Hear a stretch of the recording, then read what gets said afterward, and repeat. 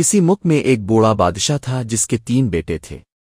وہ چاہتا تھا کہ مرنے سے پہلے ان میں سے ایک کو تخت دے، مگر فیصلہ کرنا مشکل تھا کیونکہ تینوں ہی شہزادے بہادر، تعلیم یافتہ اور طاقتور تھے۔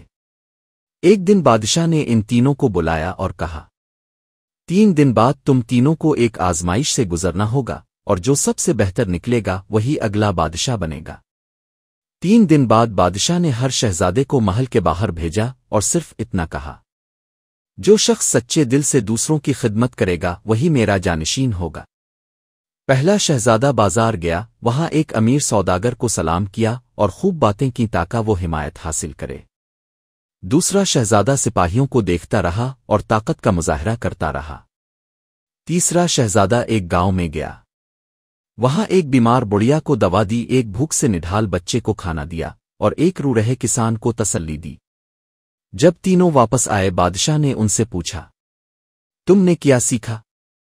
پہلا اور دوسرا شہزادہ طاقت اور تعلقات کی باتیں کرتے رہے، لیکن تیسرے شہزادے نے کہا، میں نے سیکھا کہ حکومت صرف تخت پر بیٹھنے کا نام نہیں بلکہ لوگوں کے دکھ درد بانٹنے کا نام ہے۔ بادشاہ نے مسکرا کر اسے گلے لگایا اور کہا، تم ہی میرے سچے وارث ہو۔ سبق: عقل، رحم دلی اور خدمت کا جذبہ ہی اصل بادشاہی ہے۔ جو دوسروں کے لیے جیتا ہے وہی حقیقی رہنما ہوتا ہے۔